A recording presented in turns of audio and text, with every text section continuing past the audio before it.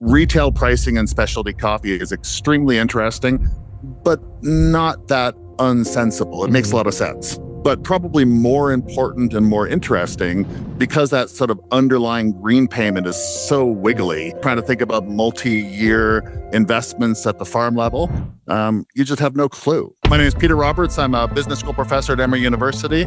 And for the last 10 or 12 years, I have been trying to find the sensible in the nonsensibleness of specialty coffee. Now we spend an inordinate amount of our time trying to make sure that we have better pricing information available to folks, and that's the transaction guide. The challenge when it comes to green coffee pricing is just it was invisible. And Chad, I think, was the first time he came up and said, well, why don't you go ask some of these companies and organizations, why don't you ask them if they'll participate in terms of turning the data over so we could aggregate it and share the information. I think I laughed. I said, I don't think people do that. And so it turns out, quite thankfully, that I was wrong. All right, welcome back, everyone. My name is Ben Bicknell, and I judge people who make coffee, but only in coffee competitions. Everyone else, just stand easy. It's all good. My delightful co-host, Rowan Cook, is unable to make the episode today. We miss you, Rowan, but I will do my best to channel his charm and dramatic flair the best I can. Thankfully, as always, I'm joined by my amazing producer, Liam, who's going to be backing us up. And this is... It's Just Coffee, the podcast for those who know it's never just coffee. So look, if you haven't heard about the pricing fluctuations that's been happening in the green coffee market for the past many, many years, I want to know the address of the rock you're living under. Scooch over and make some room for me because I'm coming in. I'd like to not be hearing about these crazy fluctuations any longer. And yet, despite all of this kind of conversation and discussion about coffee pricing, it's still really confusing. On one hand, we've got the roasting industry talking about the rising cost of production, about rising costs of operations, prices going up. And on the other hand, we've kind of got this through line about specialty coffee, about not wanting to screw people over and actually pay sustainable prices. But do we really do this? I don't know. I don't know if we really do. Lots of talk, but where is the money actually hitting the table? And for those people kind of wanting to navigate these different waters, how do we even figure out what price we should be paying? So with that miasma of confusion as our context, I'm excited to get some help today to try and understand all of this. Our guest today hails from Emory University in Atlanta, USA, where he is a professor of organization and management. He's a business lecturer, economist, PhD holder. It's pretty fancy. He knows what he's doing. And in 2018, launched the Specialty Coffee Transaction Guide. It's an incredible project. It's helping shed some new light on how coffee could be priced. Welcome, Peter Roberts. Woo! Thank you. It's good. Very good to be here. Thanks for dialing in live from, well, you're not in Atlanta at the moment, are you? No, just outside of Albuquerque, New Mexico. Beautiful part of the world. Don't go anywhere. We're going to have a quick word from one of our sponsors, Apex Lab. Elevate your coffee experience with Apex Lab mineral concentrates. Apex Lab's precision-engineered formulas, including tonic, jam, and lilac, are designed to enhance the coffee's natural flavors. Not going to change it, it's just going to enhance it. It's going to bring out the vibrant acidity, the rich sweetness, or if you use lilac, it might bring out those delicate floral notes that you've been looking for. Trusted by world-class cafes and even barista champions, Apex Lab helps you unlock your coffee's full potential. Discover more at apexlab.com. Wait, where was that again, Sonam? The internet. Oh, okay. Thought I was going to say the website. Thanks. We put so much effort into our espresso, dosing, distributing, tamping, weighing. But then in so many cases, a cafe will just take whatever milk they happen to have available and throw it in and call it a day. I know, and milk actually makes up 70% of all coffees ordered. So you could argue that great milk is just as important as great coffee. Definitely could argue that. I couldn't, I did. Our great sponsors of the podcast, Riverina Fresh, have a milk that is made for coffee specifically, and it's used by some of the best cafes around the country and, in fact, world barista champion. Yeah, this gold range that they actually have here was designed alongside a world barista champion to be richer and more indulgent to pair perfectly with coffee. If you want to check it out, they are doing a sweet deal for Australian-based cafes, and you can get a free trial. That's exactly right. You can get a free trial straight to your door. Just head to riverinafresh.com.au and see if your cafe is eligible. And why wouldn't you? Serve up the same milk as world barista champions. Today's episode is brought to you by our amazing sponsors at Eco Barista. The reason I sound like this is because they got massages at our stand at Mice, and so I'm getting a massage while recording this message for you. They're the best sponsor of the pod that we could have had. They have the best eco products.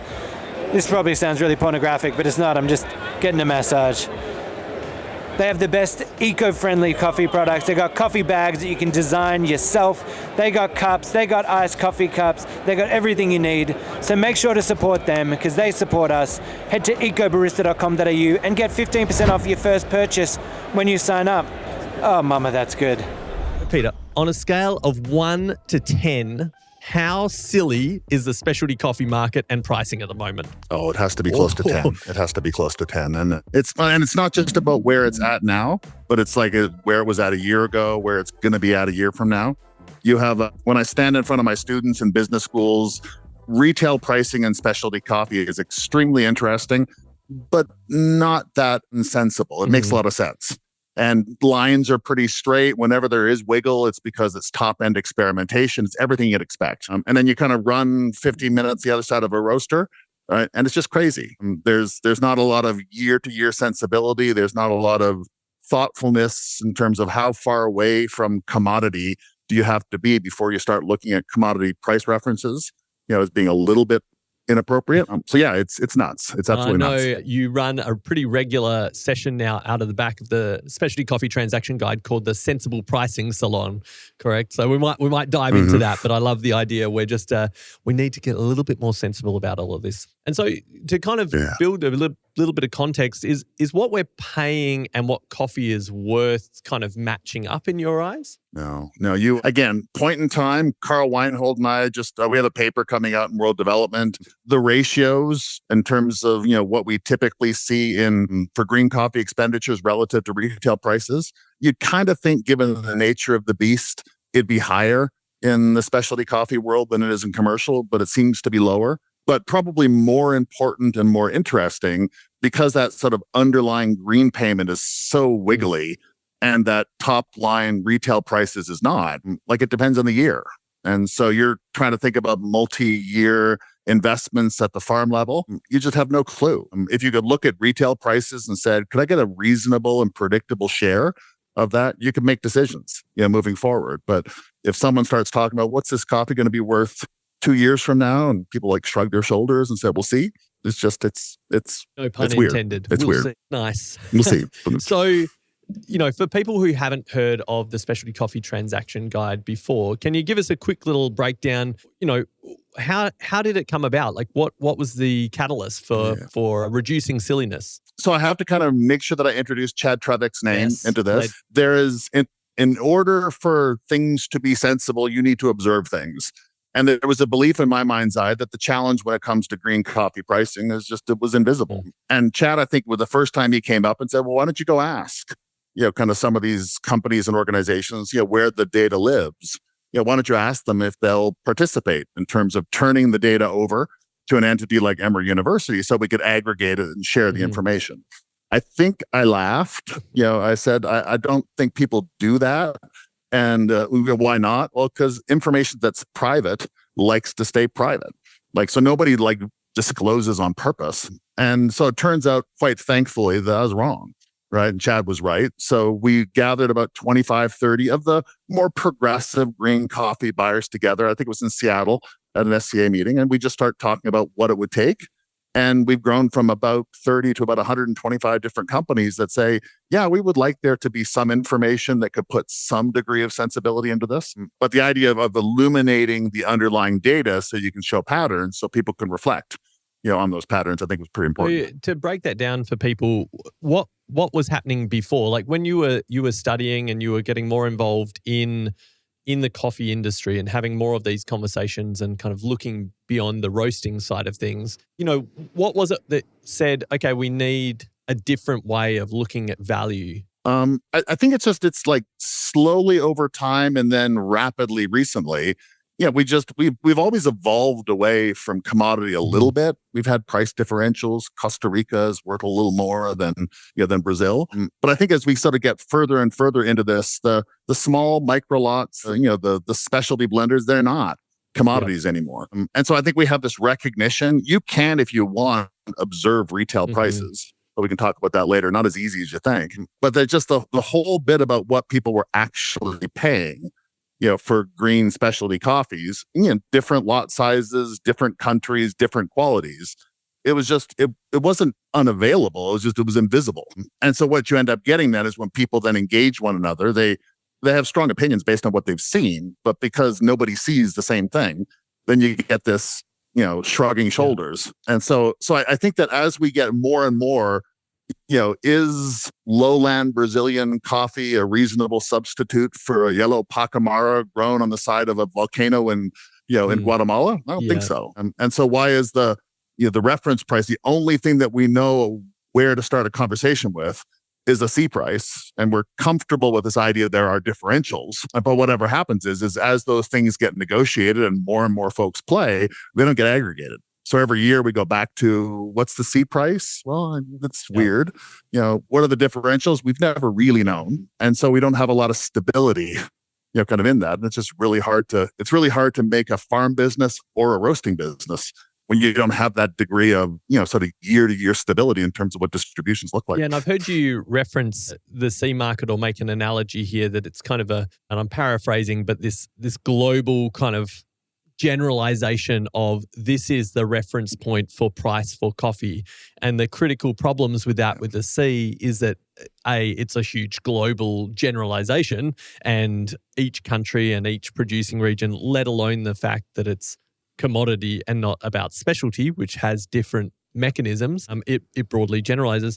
But then also that it's not regional specific, so that we know that we need a price reference here for talking about what coffee is worth or what coffee could be sold at or should be sold at. But I think the analogy you've used before is if you use a price reference and you're like buying a house and you said, okay, the global average price for housing is this. So when you go to buy a house in Copenhagen or in Melbourne or in Seattle, this is the price reference. And you're like, what? How am I using that as my price reference? That's essentially the C market, right? Yeah, exactly. I'm going to an art auction and somebody says, what's the price of art? And you're kind of going, well, that's just a weird thing. Like we don't come in with an idea. Now we come in, if we're well informed, we come in with an idea of what the different things are going for, right? And if there's a movement on something, so if condos in Buckhead are elevating quite dramatically, well, maybe you look for a bungalow in what's where I live in Lilac Lane. It's so we do make choices based on how things move.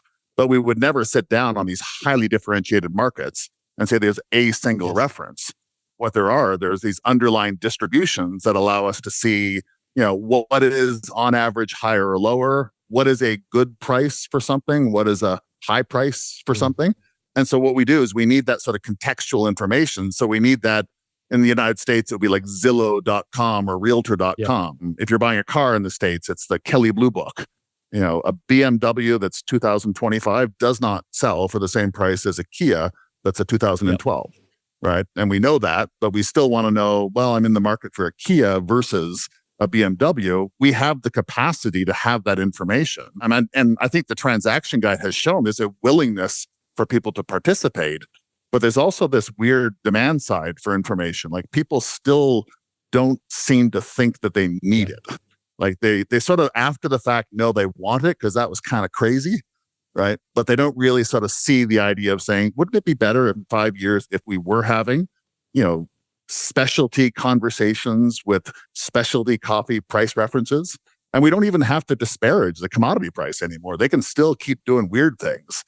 But the idea of the price references that help us understand the cost of going instant in a grocery store, right, are not the same references, that are, third wave coffee in your local coffee shop. Yeah, the C price really isn't serving the coffee producer, the specialty coffee producer, or the buyer. It's this really crazy number that is very hard to do any kind of business by. And so that was the catalyst, right, for the transaction guide that you said, okay, we need to try and create a better visibility on how coffee can be valued. And so that visibility is the data you were talking about. So just walk us through how the guide kind of takes in, it's basically transaction data or contract data, like real world purchasing contracts of green coffee, correct? And then what does it do with all of that? That's right. So it all starts with, ironically, for the underpinning of a transparency movement, it starts with non-disclosure agreements. People are much more comfortable sharing information if they don't have to live with the vulnerability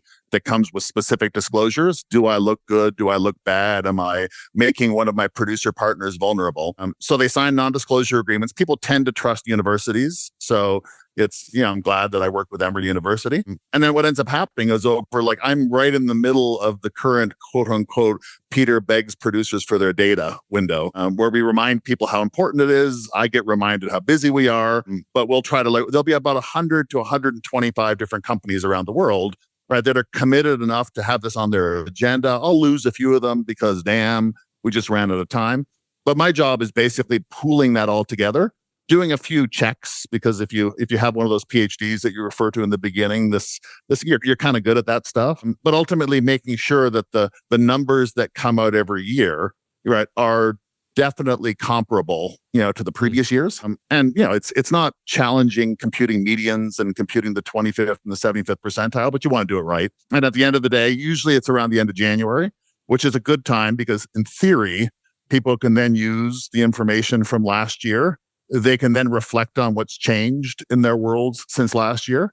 And they can sort of say, okay, if we're going to start in that 25th to 75th range from last year, then let's have conversations, between buyers and sellers about what is the right price for this particular lot of coffee this year. And the nice thing about it is once people realize there's no desire to tell the world what's the price for coffee, there's no moral imperative here that says if you don't pay above this, then you're a horrible human. But it's just this idea of saying you should probably have an idea of what would be considered low, what would be considered typical, what would be considered high. And I think the nice thing about all those, Ben, you and I have talked about this, the vagaries from producer to producer and buyer to buyer and circumstances says, I need wiggle room, here. Like things have changed on my end, things have changed on your end. But it's okay as long as we sort of know, are we getting a little close to too high here? Are we getting a little close to too low? So it's in, at least in theory, because it's predicated on a whole lot of actual transactions, then it can offer guidance, without necessarily penance, I guess is the best way to put it. Tell us, what does the data actually, how do you represent the data that comes out of all of this contract that you're digesting? Oh, it's embarrassingly straightforward. It's just a PDF file with a bunch of bar charts. But so the idea is, everybody wants to know that, that buying a container of 8081 coffee is different than buying a micro lot of 89 plus. So we've got 5 quality bands and we have a series of quantity bands just to try to make sure that we organize the data as well as possible. And then, looking either last year or the last 3 years, depending on what you're interested in, you can look at, say, once we've agreed that we're interested in 2,000 pounds, once we agree that this is probably about an 87, then we can just hop into that bucket and say, well, last year, 425 would have been considered low, 725 would have been considered high. Let's kind of discuss in that range. And so that's the idea. Yeah. And so rather than that generalized kind of pricing that the C market is, that's just saying, here's a global commodity average that's really very much based on speculation and not actually coffee production, that instead we can say, okay, I'm going to go and buy a coffee from Ethiopia. It's going to be an 84 to 86 point. I'm buying, 2 ton of that. It's a small lot. Okay. And this is the median. This is the upper quartile. This is the lower quartile. Yeah. But then that's different to, okay, I'm buying 3 containers of 82 point Brazilian, and that's going to be a different pricing range. So really, that's exactly it. So valuable input there. What do you think that some of the biggest misconceptions or structural issues in how coffee is priced or traded today? I think the biggest, the frustration as you go from sort of the hypothetical economics to the actual. So that wonderful conversation we just had about how it's supposed to work. What happens if the only sensible people in the market are you and I, right? So if you're a seller and I'm a buyer, you're still looking at outside options, for your coffee. And we can go things like, well, the C price is stupidly high, this year. that doesn't mean that the producer that you're talking to can't get a stupidly high price. And then you can go back and say, hey, but we've been talking transaction guide for the last couple of years, right? And so that idea of like what actually sort of determines human behavior in markets is not a function of sort of the ivory tower dude and the theory, right? It's this idea of like, how do you get everybody to change the way they talk about pricing at the same time? And someone asked me, do you think you're going to fix that? That's when I just laugh. I go, what, the introverted dude sitting in his office at Emory University is going to change the way that all coffee people talk about prices? All I can do is hopefully poke fun at it. And somebody's going to go, you know what? We do have a relationship, here. So let's experiment with this idea of what does, I know what these ranges are. I know what our quality expectations are, right? I know that I kind of want us to be in the upper quartile. Right. So I know at the start of every year, this is where we're going to be talking. And then it's on top of it, then it's relationship building. And in the book that I'm working on right now, the biggest challenge to helping folks rethink conversations about prices is every time y'all get together, y'all talk about everything except prices, because you think that when the industry gathers and talks about pricing, it's like antitrust violation. We can't do that. Right. So all we do is we spend all our time talking about the C price, which is actually talking about pricing. Right. And that's considered to be okay because that's talking about the market. But if I ever go around and say, hey, let's talk about the transaction guide, someone goes, hey, a vehicle for collusion, we can't be accused of kind of gathering in the spirit of antitrust. And so you go, well, that's one of the reasons why we've had all of these amazing developments in specialty coffee. We'll coordinate around quality determination. We'll coordinate, around platforms so that producers and sellers can meet each other, producers and buyers can meet each other. But when it ever gets to the point in time, we might want to think about having conversations that are not C-based. All of a sudden, there's this big, right? And then we go, well, now we just don't know how to finish the conversations. And so every year you go, like, it's one version of it. This is a horrible for producer kind of crazy, right? And this is unbelievably challenging for roaster kind of crazy. And you go, there's a non-crazy underneath it, but you got to talk about it. And we don't. So the fact that we're doing this very, very covert thing right now about talking about prices, you're going to get shut down. Do you think that our concerns about the antitrust or price fixing side of things when we talk about coffee pricing is overblown? Yes. But it's funny because I used to make fun of y'all about this, like every time you got together and had this like antitrust statement. And then when we wanted to invite people to Emory University, the legal people said I had to, engage their antitrust lawyer, and he made me read the antitrust thing. And I was like going, could we not do this? And he said, well, let me say, Peter, you got a degree in economics, right? And he said, if you told me that you were gathering a bunch of buyers together, pooling their information, right, and then sending that information back to the buyers, what does that sound like to you? I said, it sounds like I'm facilitating collusion. And he goes, now, if you told me that you were openly sharing all of that information up and down the value chain, within the pursuit of efficiency and effectiveness in markets, he said, I'm going to tell you as your antitrust lawyer, you're fine, right? So that's not only not discouraged, that's actually quite encouraged. So having open conversations about pricing and ways to get to more sensible pricing is not the same as you and I going behind the rock, right, and ironing an agreement saying we're all paying $3.75 this year, right? So I understand the basis for the concern is real, but if we cared enough about it, we'd go, we can have these conversations about saying things like, what are appropriate price references as you get further and further away from commodity? Because what's going to happen is as the whole commodity world's figuring itself out, like it's going to take specialty down with it, right? A specialty can't find this way to say, everything else seems to be value creating and sensible and predictable and wonderful.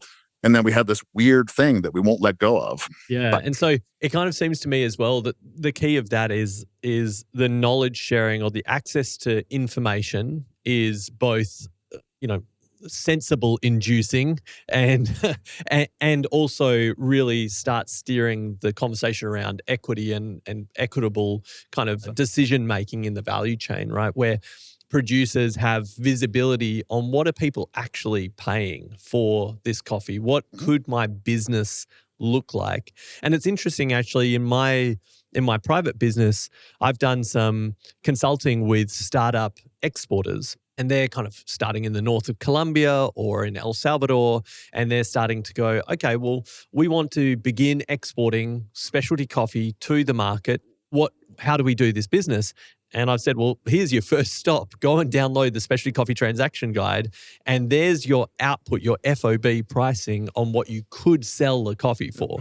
Now you need to look at your cost of production, and you've got a predictable kind of window of, if I do this and it hits in this volume and this quality bracket, I can probably expect to receive around this kind of recompense. Yep. And if we had that going, and then we had that next layer that says, make sure the individuals that you engage with are sort of progressive in their orientation and are willing to have conversations, right, about sort of the revealed value of the coffee. And then so that whole idea of working on the networks and working on the narratives while we also, kind of work on this, there's a bunch of really, really awesome folks that are trying to do amazing things that really are cognizant of this idea of there's a viable future for everybody in specialty coffee if we just kind of get these ranges of value distribution right. And even in my world, the whole notion of producer justice and long-term viability, they come together. You want someone to spend the extra time, producing the coffee that you want, right? You need to figure out how to pay them, right? And if you figure out how to pay them, lo and behold, I'm well clear of cost of production, I'm well clear of living income because I'm getting 22, 23% of retail. And in most parts of specialty coffee, if I was reliably getting 20, 23, 24% of retail, then I'm good. And so there is that kind of it's that idea of looking at something and going, it is so close to being there, and yet it is so far away from being there, because I've been doing this for 12 years now, and I hardly ever, see an outcome where both sides are going to go, I wish I would have done a little better, but that's all right, right? We're either worried about the survivability of producers, or we're worried about the viability of roasters. And you go, do you know how much, what the net incomes look like? This, if you look at the margins on top of green coffee pricing, there's room. Yeah. There's room. The thing that I guess I struggle with on this, Peter, is that the data that's coming out in the Specialty Coffee Transaction Guide is really just reflecting what is currently being paid, right? And so we know that that's a difference to the C market, and because we're talking specialty and not commodity, and so it's a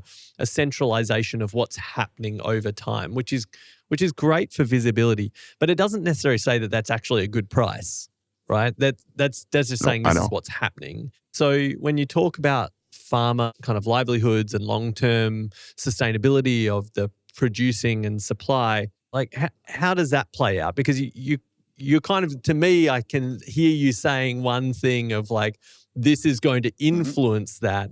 And the other side is, well, this is just reflecting the current state, and what a lot of people would say, this is a broken system, which isn't equitably distributed. Yeah. So, I'll probably talk out of both sides of my mouth, here. I honestly believe that an absolutely necessary first step, for functional economic processes to work is transparency. And so if you look at any given point in time, I would look at the transaction guide and go, damn, that's frustrating, right? Because, the kind of distributions that you think you need to make this long-term viable aren't there. But the one thing that you do see is you always see the difference between the 25th and the 75th, right? And so you don't necessarily have to come up and say, oh, there's this one number. Was that number high or low? So when some of the living income stuff came out, we went into the transaction guide to see, it was the first numbers came out of Colombia, how much of the coffee coming out of Colombia, was trading above, the living income thresholds. And it wasn't a lot. But then I started also thinking too about this idea of, well, it's not just you're above living income, 2 thumbs up and you're below. It's when you think about how much you're being paid, it's how much above and how much below. So we tried to sort of change the conversation and started thinking about how much just cumulative surplus are you creating. And so you pause in this and you go, and it's still kind of depressing. But the thing is, I think that once people look at the actual numbers and then condition their conversations, these are progressive coffee buyers. And during the pit of the price crisis, this is the 2019, 2020, this group itself has a hard time generating living income surplus, right? And that's a commodity price crisis. That's not a retail price crisis. The retail prices in that period were fine. So what you need, I think, in that thing, you start by and you allow yourself to be frustrated. And then you go and say, well, with that information, people can start going, I think instead of being like 25 cents below, I got to think about being 25 cents above. And then we track on that. And then I think those that participate in the market, a little bit more handcuffed than those of us that want to change it. But you can activate different folks over time and say, like, what do reasonable price distributions look like? Yep. But I think at the end of the day, just information without addressing some of those other things, like you mentioned, the power imbalances. In order for somebody to be able to look at something and going, why are you talking to me like I'm top of the tables, but why are you paying me like I'm bottom of the table, right? And so like a producer needs to know how to have that conversation without scaring their buyer away. Yeah. Like, oh, I'd like it to be a 75th percentile. And you go, well, I can't do that now. So they need a certain amount of capacity development around negotiation in a multi-year context. But then every good negotiation says, like, some of your new exporters have to do a good job finding different combinations of buyers and sellers, because I need to move this copy towards folks that are prepared to pay the right kinds of numbers. So the information is there and it's needed, but by itself, it does nothing. And so it does nothing, does almost really nothing. Interesting, because I know I've talked with some of your data donors who have given data. And obviously, so part of that process with the data donation is fascinating. So, a roaster or an importer will, donate all of their contract data, right? Here's what we actually paid for our coffees this past year. It gets, as you said, anonymized and then synthesized into this kind of total report. And then they get a report back, correct? They get a reflective report saying, okay, for that Brazil that you just purchased, that's down here in whichever quartile, or are you sitting in the median? And I've known some of the people to reflect on that, or even if they're not data donors, right? But they're reflecting on the market data and go, oh, well, what did we pay? Oh, so we're sitting at the 20th, we're in the lower 25th percentile, right? So out of all of this coffee that's been sold, and it's like hundreds of millions of dollars now that you're kind of capturing the value of, we're sitting in this bracket in the lower 25th. And there is a different response depending on the values of that business. Some of them say, oh no, that's terrible. We're really underpaying these producers. We need to be lifting. We need to find ways in our business to lift the mark, especially if they have that added data of like the living income kind of data. And they've got more perspective on like, well, what is cost of production in Colombia in this particular context? What is the living income? Wow, we're paying like right at that price, or maybe below. That's no good. Okay, so their values are saying, I reflect on this data and go, that's bad. And other people who go, wow, our price is sitting up here on the 75th percentile or even the median. We're paying over market here. We could be paying, look at all these people paying less than we are for this same coffee. Are we getting a bad deal? So how do you think people are responding to this information, or should they be responding to in a particular way? Yeah. So Ben, all you would need to do to turn that from a very depressing story to a fine story is imagine producers were allowed to do the same thing, right? Is that like you're looking down and you're going to go, I can't believe. Yeah, like imagine. And again, that's why by itself, it just creates potential. Right. But if you actually were able to go back and say, like, and again, this is not a problem that took a couple of centuries to manifest is not going to get solved in a season or two. But how can you imagine a situation where you say, like, well, I'm actually quite comfortable. I like bragging about being a fourth quartile price because we're awesome. Right. And then somebody would want to go as the producer, well, maybe if there was information plus mobility, right, then maybe at least I can make a pitch towards some of those folks that want to be above the median, when they pay. Right. Now, right now you go, I'm not sure it works that way that often. But now these exporters that you're talking about, well, there's a movement, right? And so that movement about saying, can we engage in new conversations with new folks? And all we have to do when we get there is to say, if you get invested in the C plus the minimum, kind of orientation with pricing, then if I'm a producer and I find a new one, it doesn't matter that you're new, right? You're still going to be pricing the same way. So I don't have a chance to go and say, I don't mind starting at the 25th percentile, but let's talk about a 5-year plan to move through the median, right? And get us paid kind of in the upper echelons, because that's what our aspirations are. And by the way, some producers, just like some other folks, are going to go, I don't really live. As long as the money's good enough, it's good enough.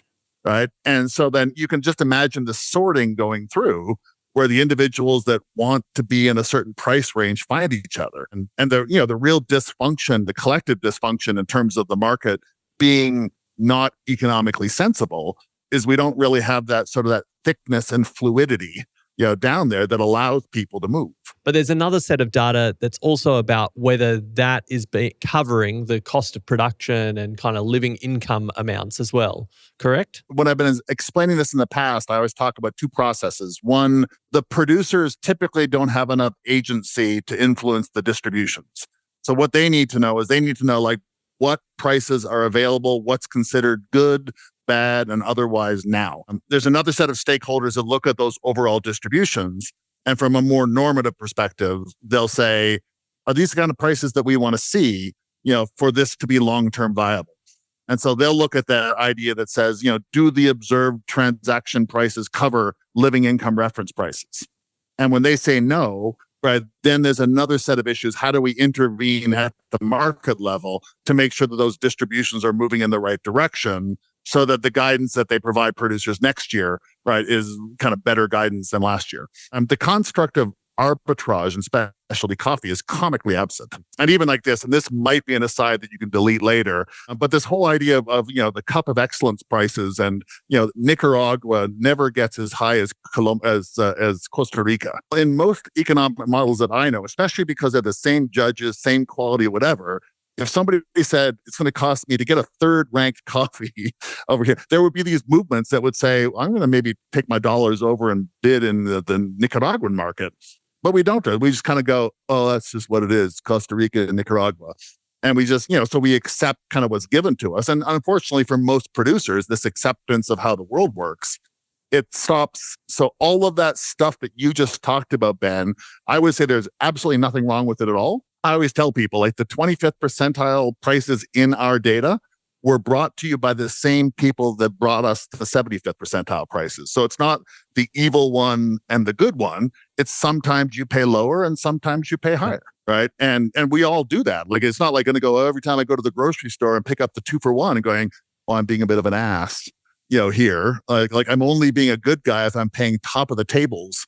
Sometimes I shop and sometimes I spend, right? And so I think that whole idea of just seeing, can we get more people to sort of see this as a more progressive foundation so we can have the conversation, so people can sort. And then one final thing, and I'll start, is that people in coffee always want to find that one price that makes people happy. And all my colleagues that teach negotiations, like, you've had a really good negotiation if both sides feel just a little bit screwed, right? And so it's almost like not looking for the bliss point, but you're looking for this idea of saying, I probably could have gotten better. I probably could have gotten less.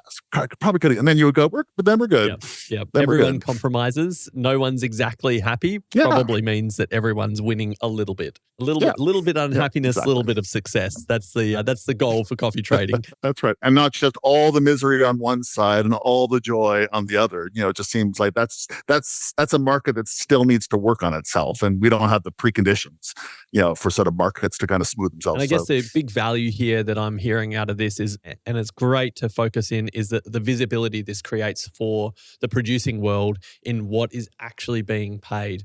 Because otherwise, previously, they'd be sitting there looking at the C market going, well, that's my only reference for like where coffee is, but it doesn't really reflect what I do or my costs, or, I'm not commodity, I'm specialty, I'm aiming for something different. Now they have a reference to go, you know what? I can see what people are actually willing to pay for this coffee and aim towards that. So thank you for bringing a positive back again. Can you just unpack that comment you made earlier about the specialty coffee industry and our lack of understanding about arbitrage and how that works? Yeah, I mean, whenever sort of things seem a little out of whack, right? The processes in economics that sort of bring sort of prices back into alignment are folks that sort of engage in arbitrage. I mean, it's before the C market goes shrill, it's why we like the exchange, right? As somebody's looking forward and going, no, I think this is a little bit high relative to what it should be, right? And it's the concept of knowing that, taking a position on that basically allows, high becomes a little bit lower, low becomes a little bit higher. And that's why we get sort of the sensible structure, to a market.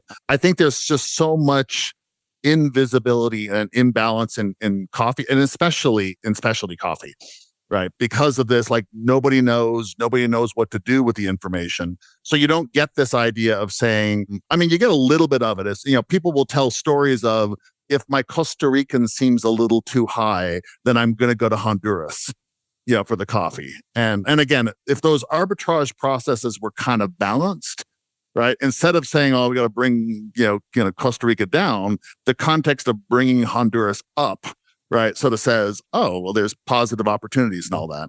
I think in coffee, because we don't all, in specialty coffee in particular, we don't all resonate, kind of our conversations are not rooted in the same information. I think it just works against some of those processes of like making things sort of increasingly sensible over time. What do you mean information isn't grounded in the same information? Well, like you and I will have conversations about where prices are and where they're going.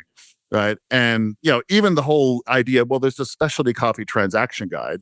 Not a lot of people download the specialty coffee transaction guide right now. So it doesn't form the basis of forward-looking conversations. It's selectively used to go back and say, well, okay, we did all right. But so that idea, so you'll know a few people. I had one person talk to me, and it was one of the data donors, and a lot of respect for all of them, but there must be something wrong with our data, because everybody in their world knew that they paid well, right? And the data sort of in the transaction guide suggests, well, you just pay just ordinary, prices. And I had to go through and say, well, what are the typical conversations? I know that you guys go after excellent coffee. And so what will end up happening is that the producers believe that they got good prices because they got better than their neighbor, right? And let's just say their neighbor just produces ordinary coffee. Then they might actually be quite happy and go, I got 50 cents more than my neighbor. And it's only when the transaction guide realizes, well, for 89 point coffees, you're actually like sort of 75 cents off the medians, right? Well, that sort of availability of broader information is the sort of thing that goes, well, damn, well, maybe the 25 cents above my neighbor is not quite good enough. And that's why I say, if we all had sort of that consistent information, producers and sellers, then instead of me going, well, of course it's fine, it's better than your neighbor. Well, it's not nearly good enough, because I was talking to a guy over there who said, like, those are kind of processes, market processes that will never generate convergence, right? But if we do have this, information to back up our opinions and our hypotheses, right, then we'll smooth. And the kind of information that traders play off of in the C market, man, it's huge. They get weather reports every day. They got, different people's forecasts of the overall stocks and so-and-so's conjectures about what's happening. And they all process that collective information. And that's why, even though it does bubble a little bit too much, but there's always a C price, right? And so, and back in the day, it probably did a decent job of unwinding agricultural risk. But. Yeah. And so the bigger question with the transaction guide, obviously we talk about this idea of value discovery or price discovery, which, some people might understand that, but it can sound a little academic. Can you describe that? How does it work in different markets? Yeah. So the idea of price discovery, I think, is when you get into your planning mode, what are some of the things that you sort of expect to pay? So I've heard stories about how they work. If I work from a fairly established company, I got budgets, right? In terms of, kind of what I'm going to expect to pay. Well, just whatever sits underneath that, that's price discovery, right? So if you go out and say, okay, for my Costa Ricans, I want to spend this, and for my whatever, those things didn't come from vapor. They must have come from something. And so the idea of price discovery says, can we settle on kind of what our priors are? And my suspicion is most excellent buyers, it's the art of the negotiation. I can get a little bit less over here, so I can pay a little bit more over there. And that's what they're really good at. But all these things, I think the folks that do okay walk into something with an expectation, right, of, what would be considered typical, what would be considered a loss for me, what would be considered a win. And right now, that price discovery thing, it is anchored on that thing that is so far away, from what it is that you're buying, that on the short term, it just creates confusion. But also at the end of the day, like if all of your pricing is predicated on lowland mechanized coffees from Brazil, then it shouldn't surprise us at the end of the day. That's all we're going to have, because, we don't allow price discovery up the volcano in Central America, small lots of something like yellow Bourbon. We don't allow that to go. I think if I'm going to want that, I probably want to be thinking about 5-ish, this kind. Well, where'd that come from? Well, that's price discovery.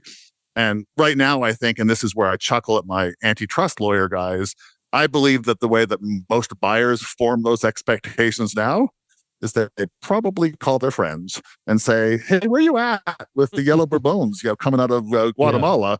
And I would go in language that typically gets me in trouble. Well, if they can do it, why can't we do it? And it's not. But the producer's just sitting here going, "I won't know until they arrive."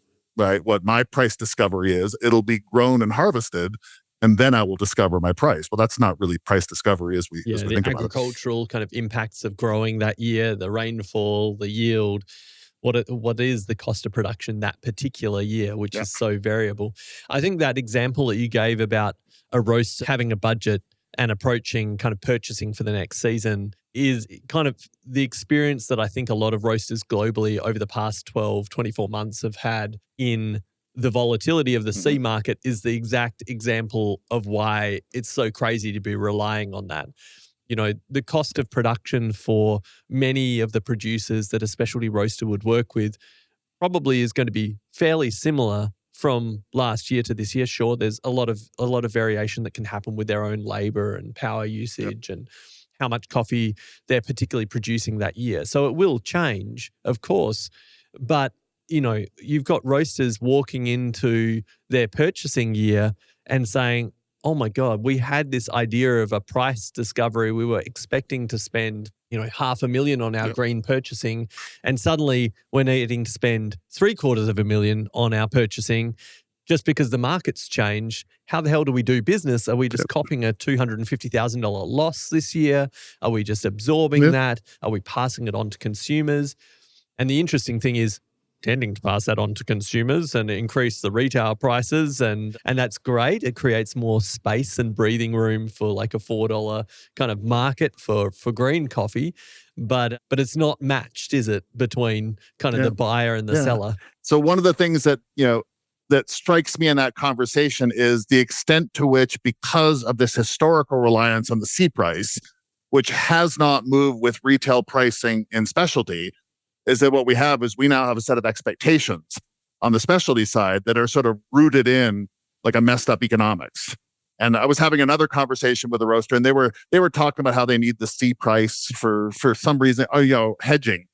And I got a chance to smile at them, and I said, I just served your coffee to my coffee class. And I said, they just did this great project about a 14-year relationship. And I said, I know exactly what I paid for that coffee because I just literally served it. And I said, you need to hedge the C market? I said, why is the green price for that thing not so clear of the C price right now that at the end of the day, like I said, well, here's how it works, Peter. The cooperatives, we give them a price, they need to buy. I said, if you were still at the percentages that you had before, like share of retail, I said that coffee would be green $6.50, now. And I said, even in the most crazy C market, you're clear, right? So the cooperative is still going to be going, we'll take care of our roaster X, here. And I said, I know you can't wake up today and go, damn, we need to fix that. Let's add 30%. But I said, if you don't think about how you're going to fix it moving forward, then you're investing in the same problem 5 years from now. And at some point in time, the only draconian investment is not like a spike in the C market. It's going to go away. And so, if we had, again, a little bit more of that sensibleness and something like the transaction guide that was sort of tracking movements over time, nothing stays flat, but you would just be in this world where you would go, oh, my business planning is reacting, right, to an updated market environment. And, there's diminishing returns, Ben, to the next generation of coffee producers getting excited about covering cost of production. Really? When they want to be in that world, says, hey, the right kind of storytelling and marketing, gets me like $30 retail for a 12-ounce bag. And that's the stuff I love doing. And the producer's going to be doing the same thing, going like, seriously, man, we're still like grandma plus a nickel, right? In terms of our pricing here, that seems a little bit off. So again, that's sort of general notion of like a more sensible long-term economics. You'd still have the buyers wishing they could get it for a bit less, but you wouldn't have the plans going, I was really hoping to get that at that, $325 again, this year. Yeah. I remember a quote that I think Chad made, who was obviously so involved in kind of driving the specialty coffee transaction guide adoption through. And I think because he spent many years sourcing coffee. We should get him on the podcast, Chad, expect a call. But he spent many years sourcing and buying coffee. And he said that he had a realization point that the buying process and that he was going through was contributing to the instability of the communities that his supply chain relied on. So that his purchasing price, when it referenced the C market versus something else, and was like going up and down this year, depending on what was happening on this globalized, generalized kind of pricing reference, was really destabilizing the communities that his business's supply chain actually relied on. And so he was like, we've got to do something a little bit different, which just reminds me of how you phrased that of, if you're a business owner looking to secure a consistent product and release it consistently and have efficiencies in terms of knowing how your coffee's arriving, how you're going to market it, you're building up kind of brand love with your consumers, but then suddenly you're not pricing it to the supply chain in a way that they're going to go, oh yeah, I want my next generation to be really into farming this coffee as well. Yeah. And I think that whole thing of going, we have to make sure, like, we're so quick to want to put in like individual choice, like, why markets are the things that if they work right, they get people to pay the right amount, even if they don't want to.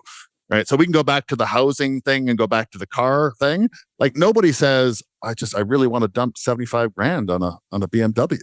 I just want to. And they go, you have to. Right. And at some point in time, like, someone will go, well, how did the world decide that I don't even know if the BMWs were 75,000, but let's just say hypothetically, you go, well, because it does. And then you look at this and you go, I'm not 100% sure why, but it seems reasonable. And so all of those conversations shouldn't be like, well, how much do I think I should pay in order for me? It's like, well, just how much do I have to pay? Right. And then, and at various points in time, like the over ambitious seller, right, or the overly aggressive buyer gets disciplined because the market just doesn't give you opportunities. So, because people will say that, like the overstretching producers, Peter, if you show them that price, then they're just going to ask for it. Well, so I would hope they would ask for it, but they're going to expect it. And I've told producers that I work with, I said, this is a 10-year gig and it's going to be frustrating. I'm going to show you you're being ripped off. And I said, the best case scenario, you're going to be 10% less ripped off per year over the next 10 years. Yep. And you're going to be frustrated with that because that's a lot of ripped offness, kind of still in the system. I said, the good thing about having been ripped off forever is being like 10% left ripped off seems like windfall. I said, so you need to begin conversations to go and say, I understand that you have been addicted to prices that are too low. My aspirations might be too aggressive, but so we, in the context of a relationship, say, what does the next 5 years look like?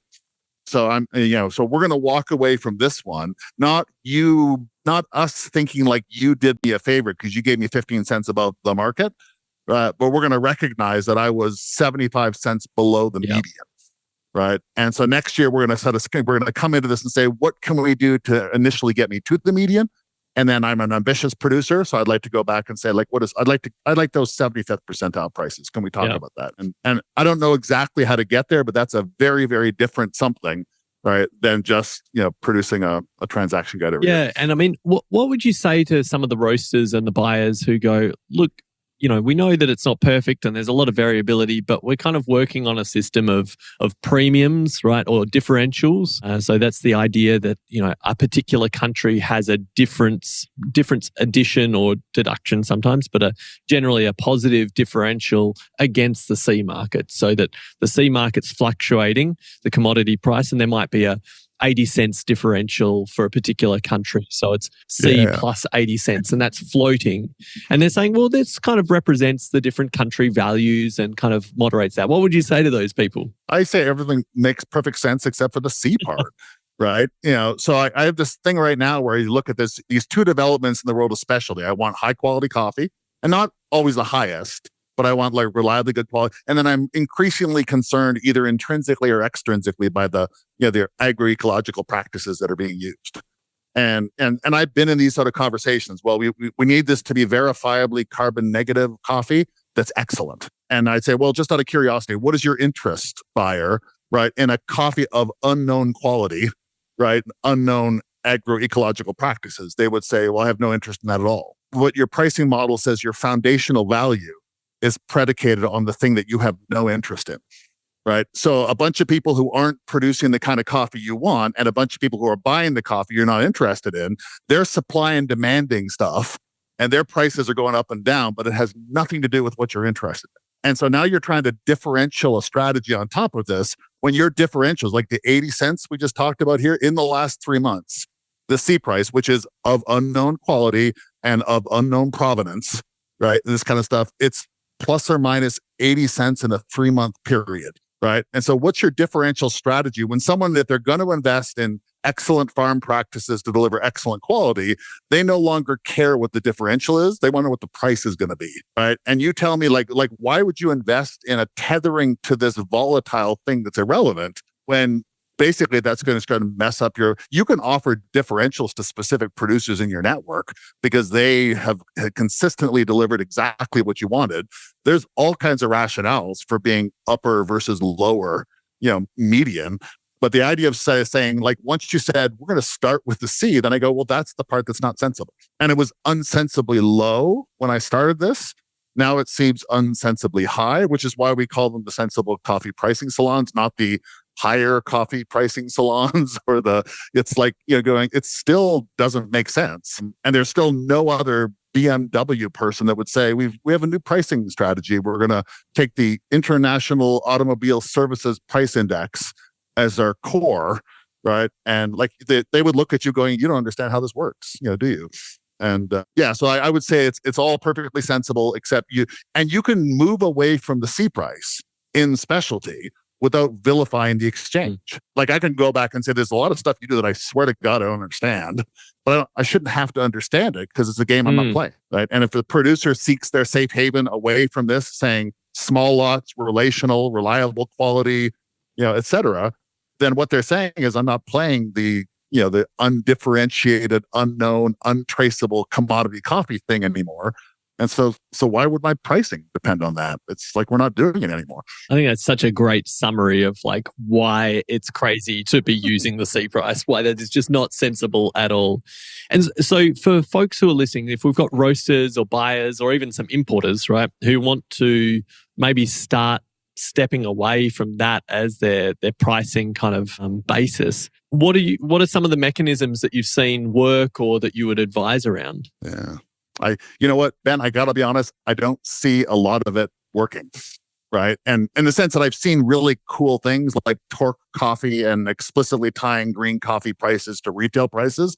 I think that's fabulous. I just think there's an awful lot. So the things that I'd like to be engaged with over the next 5 years, and I have a group of students that are going to try to interview folks and like either the actual or the hypothetical. You want a forward-looking pricing relationship. As a buyer, you're as a supplier, can you tell me what that will look like if you were not allowed to make reference to the C price? Right. So start with the hypotheticals, and hopefully I'll get a few examples of folks that are doing it. Well, this is what we do, right? And this kind of stuff. And my suspicion is they will all say it's still an unbelievably bright light when the C price is like at 4.25. Like it's hard for anyone to look away from that. But I think beginning this process of saying, because when I say things like pricing without the C, how would you hedge? And you go, well, there you go again. The construct of hedging is tied to the commodity market. Like you don't hedge art, right? I don't even think you hedge the BMW. You don't hedge a house. Like I have purchased a house and I've taken possession 3 months later, but no one offered me a hedge, right? They just like, there are things that you can do, but I just don't think that we experiment and talk with that. And we need more people that are talking sensibly because of the way the markets work, right? Because the price that you're going to pay me is ultimately going to be determined by the outside options. And if the outside options are still C plus pricing, then you're going to be C plus pricing because that's, like it or not, it's part of your current negotiation. So I don't see an awful lot except some of the folks that do have relationships. I believe that a relatively high, a stupidly high C price environment is a chance for the progressive forward-looking roaster to blink first and say, let's see about what this looks like. Instead of like, I have a hard time going all the way right, to covering you this year, but we've been working together for 10 years. So instead of like 75 cents more or $1.25 more this year, can we go 30 cents more per year for the next 5 years? And we'll see how that puts us in the transaction guide. It's not stupid prices, but I think that sort of idea of like people experimenting with those conversations and then letting those conversations diffuse so they become the defaults. But I got to be honest with you, Ben, I'm not optimistic because I honestly think that's the thing that tethers the whole thing in place, right? Are these sort of imbalances in the conversations. And so I'm going to be excitedly looking for folks that are doing cool things, and I'm going to try to shout as loud as I can around them, going like more like this. But well, if anyone listening has kind of had experience with that or is pursuing that, please drop us a message and let us know, and we can connect you with Peter. And I would love that. Because I know that there are definitely there's a heart to it, right? And there's that through line that I mentioned about specialty coffee that I think people want to do well and they want to have a good business. They don't want to screw people over, and you always want that predictability. But it's what are the mechanisms to disconnect from this like crazy, as you put it, the bouncing ball of the C market that just keeps distracting us looking at that noisy conversation when it's really not doing anyone any good service. Yep. And then everybody who's working for a living is constantly living in the today. And so like, I don't have any ill feelings for someone who goes, you know how hard it was for me this year? You wanted me to spend a little extra time investing, right, in a new way of doing this for the future, and go, no, I understand it'd be hard for you. And then, 3 years from now, it'll be hard for the other side again, right? And so there's a part of me that wants more folks like myself, kind of in this thing that get paid by somebody else, to study this, and sort of maybe, you can inject a little bit of sensibility from the edges, but it's hard. You've been collecting data in the transaction guide now for many years, and you've obviously seen trends come and go. Are there any particular insights that you've gained out of that data, or you've got a new edition kind of being published pretty shortly? Yeah, it will be out in January. The one thing that I think that I've seen, which is optimistic, if you look at the sort of things that people like to dismiss because they're ditties, like the small lots of really excellent coffee. Like if you trace those, we've now sort of been through the ups and downs of C. We haven't seen crazy C. That's what's coming up this year. But if you looked at what we call the regular, the containers, the 82, 83 coffees, they map the C price in ways that are very frustrating. And you go, not much change there. But at the upper end, it's not. So you sort of see regular increases that seem more aligned with the retail prices that people are paying and less aligned, with this kind of this commodity legacy. So I would like for people, instead of looking at that and going, oh, that's a ditty, that's just such a small amount. What is that, like 5 or 10%? Don't look away from the 5 or 10% that's working. Right. And so like for whatever it is, like how we negotiate and work those contracts. And again, they can be qualitatively higher in levels, right, than the other conversations. But the question is that when you look at the low end, we do another project called the Specialty Coffee Retail Price Index, right? The low end, which is your blenders and stuff. I mean, that is the retail prices. That's the flattest, most boring line I've ever produced in my life. It's like, it has a slope of about 2% a year. And yet, if you look at the C, the green prices paid in the transaction guide for the coffees that likely go there, they're the ones that bounce around. And if like there has to be some model in there where someone says, well, you stepped away up here, but you stepped into sort of stratospheric green prices. I'm not asking you to step into stratosphere here, but I'm asking you to step into stability. Like, can you find different references so that a producer, if they like where they were now, and you could reliably give them 2 or 3 or 4% a year, price increases for what they do, they might go, that's exactly what I was looking for. Please, no cliffs, no cliffs. And I would bet you anybody, if you could find a way to say not overpay, not underpay, but appropriately pay in ways where green tracks retail, right? Then you would say you'd still have an inordinate number of challenges making a go of it as a coffee producer or as a coffee roaster, but you wouldn't have the bouncing ball anymore. Right, because we don't need it. Yeah, I know what every coffee producer or every farmer, in fact, not even just in coffee, wants in the world is, they really want instability, and they really want to know that the pricing that they're selling their product for and managing all their crops is based on some other country's speculative production levels. That's really what they're after. Sarcasm. The folks in Guatemala are really concerned about the exchange rate with the Brazilian real going, but we're in Guatemala. Yeah, no, I understand. But there's what is that thing about the sneezing? Brazil sneezes, everybody catches a cold. Exactly. Okay, so people are super fired up. They've heard all about the guide. They'd like to be involved. Are you still inviting new data donors to kind of participate? Absolutely. We're in that point between now and about the middle of December. Anybody out there that has sort of eyes on and is complicit in negotiating kind of FOB, preferably larger kind of samples, larger number of contracts, more than happy. And if we could find a way to point them in my direction, it's a relatively straightforward process. But yeah, and we're trying not to, what the right word is, like everybody in coffee is good. Like this is not like the gooder group. Like this is the group, I think that for folks that says, contributing to something that will make the underlying economics a bit more sensible seems laudable. And the fact that I'm covered by a non-disclosure agreement, so there's really nothing out there that can hurt me. So it's like if you have it in you to sort of think about a public good here is a sensible market environment. So yeah, I would love to see. We're at we've hit a little bit of a stasis in terms of the community is pretty stable. But if there's someone out there that says, you know what, I think I've been thinking about this would be a cool thing for us to do, I'd love to hear from Well, definitely, if anyone's listening and thinks that they could be involved or they know their roaster or importer, really call out, I think, to participate. As Peter said, no risk. You're donating your data and then it's getting completely anonymized. So it's not that you're going to be pointed out. You're lifting the tide, or at least creating a context with better understanding for everyone. Exactly. Make it all a little bit more sensible, right? We all want to do business in a more sensible environment. There's enough nonsense out there outside of market movement.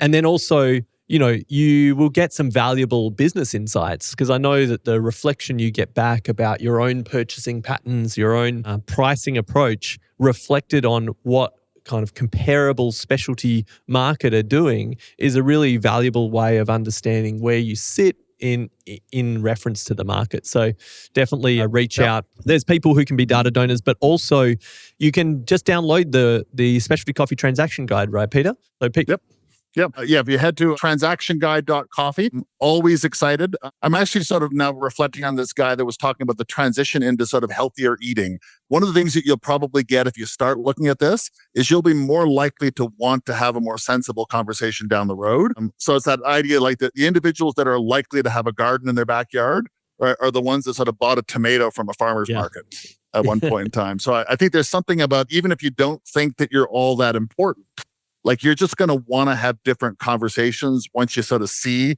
that there's like a sensibleness that's screaming to get out, and it's not that far away. It just needs kind of more people to go, we'll just do things a little bit differently, right? Yeah.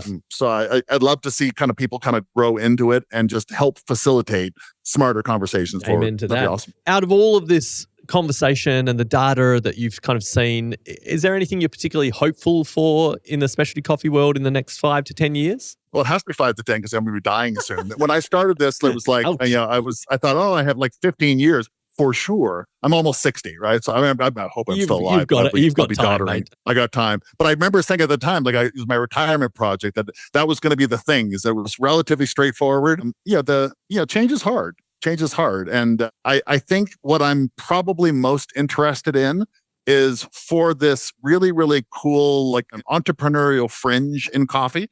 There's an awful lot of like new folks. There's like young people that do want to take over, the family farms, but they don't want to run the farms like grandpa and grandma did.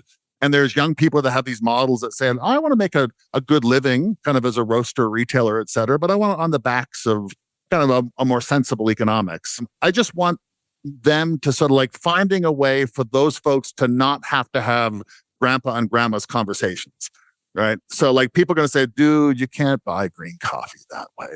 Let me explain to you how we do this, right? And then the second that next generation, right, is sort of infected, with the virus from right, then we're going, we're screwed. So I think if there's more people that were saying, I'd like to be able to do this better, then in a weird way, instead of me trying to beg them into a project, I'd like more of these people to come for me and say, could you help us out here? Because, we're trying to do this and we could get a little bit of help moving forward. So I'd love to see sort of that tipping point where some of the cool, newer entities felt that they had more agency and didn't have to always listen to their friend who's the trader. Or, I mean, when you think about it, the only people that are allowed to talk out loud about prices, right, in the world of coffee are traders, right? And they have a very, very specific view, right, of how green coffee is transacted. And so if we just had a credible group of others that go, well, yeah, if you're doing commercial for sure, right? But if, over here, this is probably the conversations you want to have. So I'd love to see that, a little bit of that visible tipping point where more people out there were sort of galvanized to kind of around, we have really excellent business models. Now, if we had really excellent valuation and pricing models to go with it, that would be awesome. Amazing. Such a great range of insights for everyone, I think, and I'm definitely fired up. I want to do some more. But I think, we've been building slowly but surely. The temperature's been rising a little bit in here as we hit out some of these ideas. But I think that we're almost ready for a hot take with 2 sugars. I don't know if I quite channeled Rowan's kind of energy for an extra hot take. What do you reckon, Liam? I reckon that was perfect. That transition, delicious. We've been warming up through the conversation. I don't know.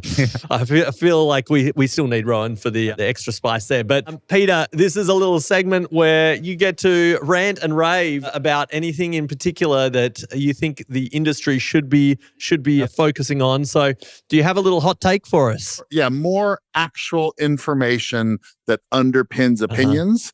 As opposed to opinions looking for anecdotes. I get a lot of people who come at me and sort of they said they have opinions out there and they want anecdotes to match the opinions. Look at the crazy things that Price is doing. I would much rather have the people that govern us, right, to say opinions looking for information. So like not seeking to be correct, but in some sense seeking to be proven wrong. I like it. That makes sense. Yeah, it's definitely a good way of phrasing it, of like almost like you have a hypothesis and that's where you're looking for, can this be disproved? And if not, okay, great. It's a good hypothesis. Yeah. We also have a sharing the love kind of little segment here on It's Just Coffee where we like to do a little bit of an industry shout out and shine the light on folks who are doing great things but might not be getting the recognition or people aren't aware of them.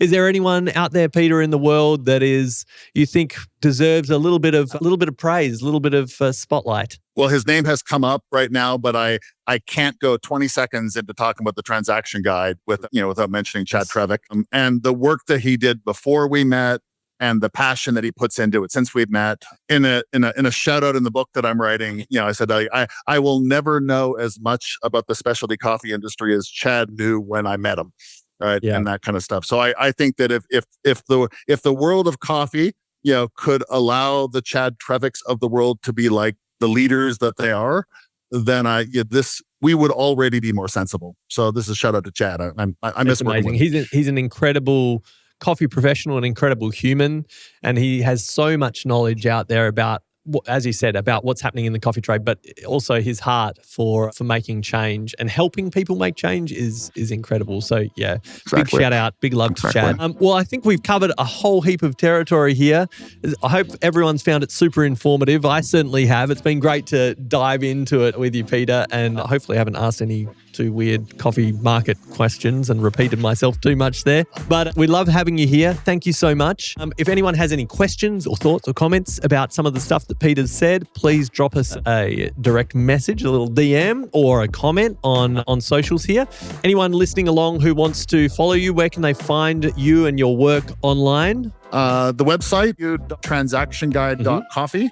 And we also have an Instagram account, SCT Guide on Instagram. And the best time to get really interested in following us is in late January, where the next issue of the Transaction Guide comes out. And there isn't a soul that we work with that isn't excited to see what these prices look like in the context of the C market in the last year. Amazing. And in between then, you can go and download the current report for free, check it out, scope out whether you want to be involved.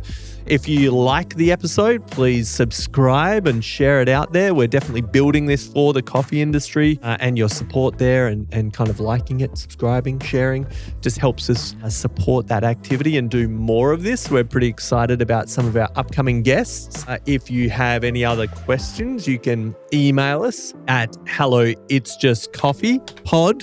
Got the whole email address in there. Or as I said, drop us a direct message. We'd love to hear from you. Any particular presenters or topics that you'd like us to dive into, please let us know. And until then, I think thanks so much for listening. And thanks again, Peter, for all of your information. Thanks for having me, guys. It was a lot of Cheers. fun. All right. See you next time. Woo!